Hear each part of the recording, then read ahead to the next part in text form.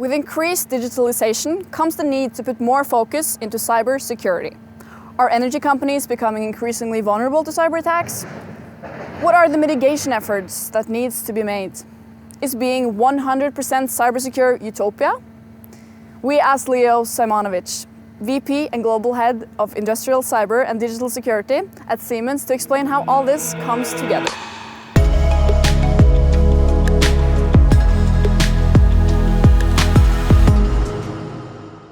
Leo, it's a great pleasure to have you back at ONS, this time digital, but a very great pleasure to see you again. Great to be with you. Now we're going to talk about cybersecurity, which is your field of expertise. Let's start with a basic question, or actually two basic questions. First, why do you think energy companies are increasingly exposed to cyber attacks? And also, why do you see industrial cybersecurity different from cybersecurity in other industries? Well, that's a great question. So what we have seen over the last few years with increased connectivity, with the push towards digitalization, there's enormous opportunity around performance optimization, asset management, and of course, new revenue models. All of that is bringing increased connectivity. The energy system is transforming. That connectivity brings benefits, but it also brings risks. In fact, what we've seen is that industrial cybersecurity has become the new risk frontier. Attacks against critical infrastructure are growing exponentially. They're growing both in frequency and in sophistication. And of course, the impact is sizable. What we're talking about is disruption to production of energy, but also safety. Cybersecurity, in many ways, is a safety question, and we need to address it to build the foundation for digital trust to help us realize the vision and the promise of digitalization. I know that you're following many types of industries, and you say that industrial cybersecurity is now kind of a new risk frontier. But how would you say that the energy industry is prepared to meet the cyber risks and cyber attacks? The awareness around industrial cybersecurity is increasing. Most customers that I talk to, large and small, realize that they have a problem, that the gap between attackers and defenders is growing. We conducted a study with the Ponemon Institute that looked at the preparedness level of energy companies, and the majority said that they're unprepared. The common blind spots are first and foremost around visibility. Most energy companies don't know what they have, they don't know how vulnerable it is, and they don't have clarity on how to secure it. It's a complex problem. The second big challenge is around ownership. Industrial cyber is, whose problem is it? Is it the problem of the business? Is it the problem of the corporate security organization? And when there's lack of clarity around ownership, it means that there's lack of focus and fewer resources being dedicated to this pressing challenge. I see you're pointing out the responsibility and who owns the risk. But if we build further on that, you could say that we're seeing a digital revolution also in the energy industry. And there is a push to develop new digital technologies on one hand, but at the same hand, handling the cyber risks that comes along with it. How do you see this? How must energy companies adapt, wanting to be the technology leader, but at the same time being secure? Energy companies, to survive, have to become digital companies. And increasingly, to address the digital opportunity, they first and foremost have to address cybersecurity, and in particular, industrial cyber. So we believe that to regain the competitive advantage, the energy companies have to put cyber into their business models. It has to be one of the competitive dimensions that energy companies must use to differentiate themselves. And as attacks increase, and as attacks and attackers use more sophisticated techniques, have to deploy solutions to help them get ahead of attackers. Take AI, for example. It has enormous promise to help us address the machine speed attacks that are increasingly targeting critical infrastructure.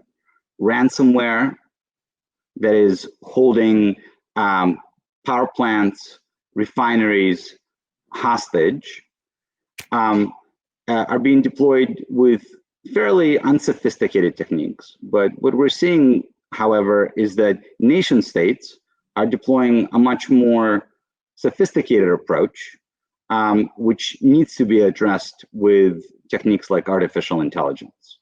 And we as Siemens Energy are working very hard around this challenge of making ourselves more secure, our customers more secure, to help us regain that competitive advantage.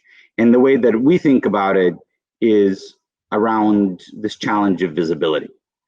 So what's important is, in this heterogeneous, complex, open environment, to get transparency, but also to get context around the risk that and the exposure that energy companies are faced with. And once we have that transparency, then we can regain the confidence and begin to take action on security. You mentioned artificial intelligence, and for those of us who are not into the digital world and in the work we do every day, could you explain how you use artificial intelligence, machine learning, behavioral analytics to really help your cyber experts to get ahead of the attackers? Yeah, I'll give you an example around a recent announcement that we made with Spark Cognition, the leading industrial AI company. We jointly developed an offering called Deep Armor Industrial, fortified by Siemens. The problem that we're solving in the market is, how do we protect isolated, under-maintained assets that are aging?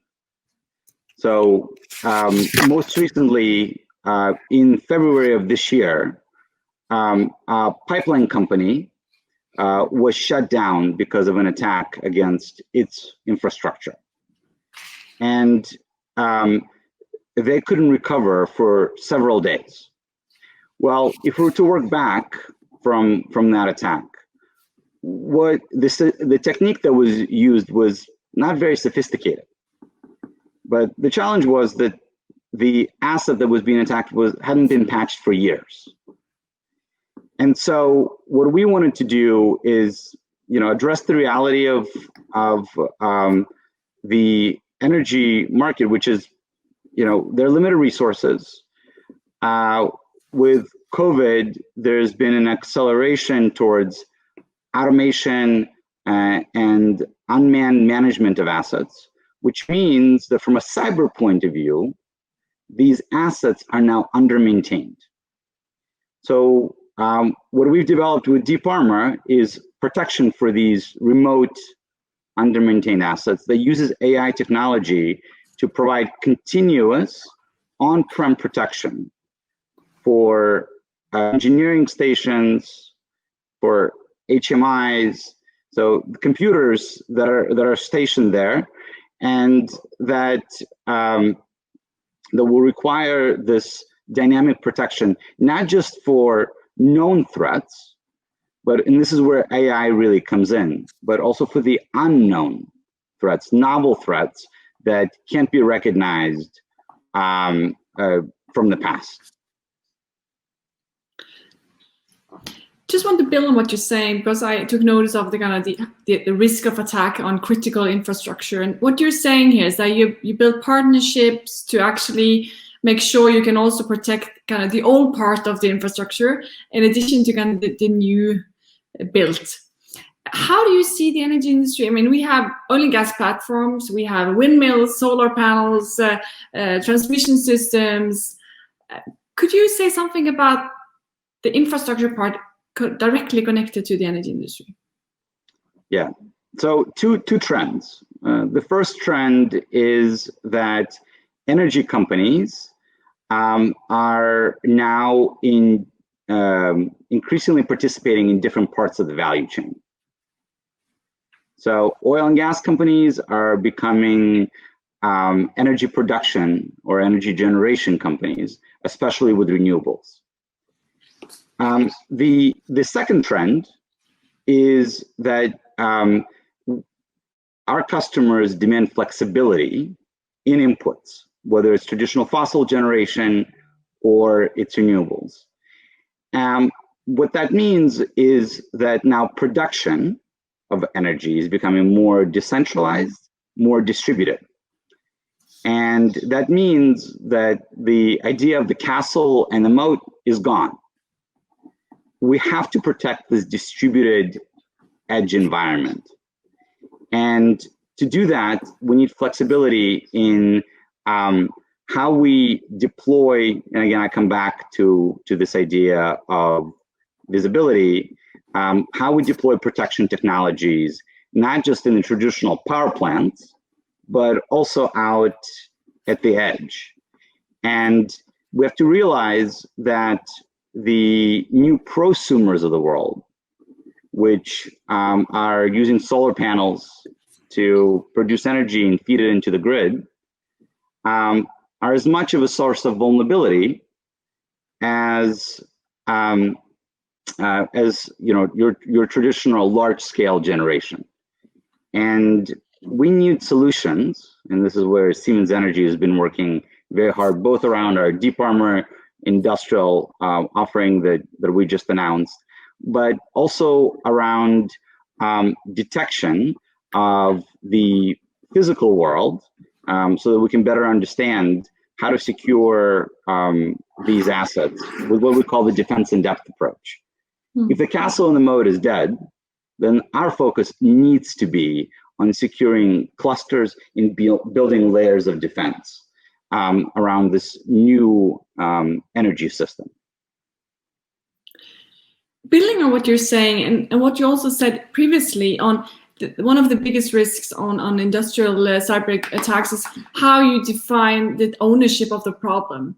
And looking at the energy industry, if infrastructure is so important, both for the industry itself, but also from a nation point of view, if we're going to solve this ownership problem, what would be your advice to governments and in industry? I don't know if it's possible in general terms, but give us a hint on where you would lead us.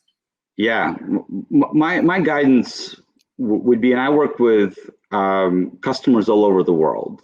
Customers need flexibility, but they also need a flexible framework for thinking about risk. So what that means is that we need to go beyond compliance. We need an approach that looks at the energy system as a whole. We can't just look at, just because you're large and you produce lots of power or you extract lots of oil, doesn't mean that you're the only entity that needs to be protected. we need to look at it from a system level point of view. We are only as good as our weakest link. And it is critical that we lay the foundation to protect small and medium-sized enterprises as much as we focus on large enterprises, and that we focus on renewables as much as we focus on traditional fossil generation. Most recently, to give you an example, in that spirit of public-private partnership, in getting ahead of attackers, we announced the partnership to build a center of excellence with the New York Power Authority. That is the largest public utility that protects that provides power and protects the grid infrastructure for the city of New York. And in that partnership, we laid out three very simple ideas. The first idea is we need to do monitoring at a system level. The second idea is we need to solve this human capital challenge of lack of qualified personnel. And then the third is we need innovation. IT solutions do not work for OT. And this approach needs to be industry-led, where asset owners and servicers like ours are partnering together to create robust solutions and build this defense in depth approach to protecting our energy system. Thank you, Leo. Finally, I would like you to ask questions on the COVID-19 pandemic and the effects on cybersecurity. We are all working from home, industries, governments. Have we been able to keep it secure while going digital in this post-pandemic phase? Well, COVID has had tremendous impact on the way that we do business. And first and foremost, of course, it's a human tragedy. But at the same time, it's accelerated many of the trends, and it's fundamentally altered the way that we think about protection of critical infrastructure. With the move to remote work, this is not just a move that's been impacting office workers. It's also been impacting plant managers and field personnel that are servicing critical infrastructure. I call that plant to couch. So now we have field workers that are logging in from their homes into power plants and into energy generation facilities. What that's done is it has transformed the boundaries of what needs to be protected. So it used to be that there was a ring fence around critical infrastructure. And now that ring fence has been breached. And we have lots and lots of point-to-point connections directly into production environments. The second thing that's altered the cyber landscape is that with the move to remote work, many of the assets that need to be maintained are foregoing maintenance. And so this dual trend is altering the way that we think about protection of cyber assets.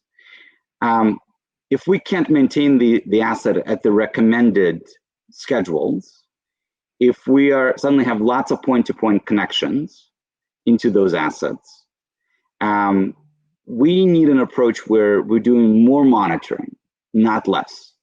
The need for visibility is more paramount.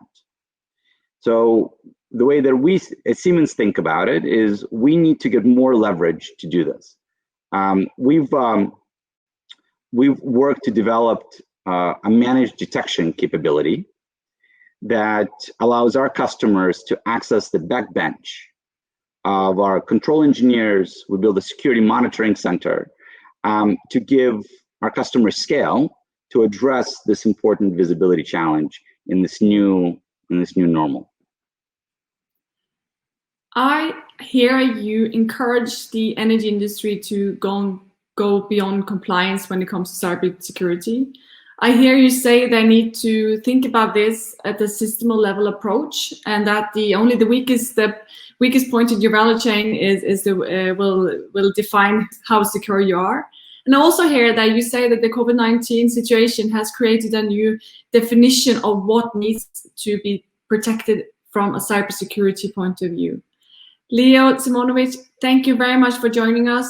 It's a great pleasure to see you. Pleasure as well. Good to see you as well. Thank you. Thanks.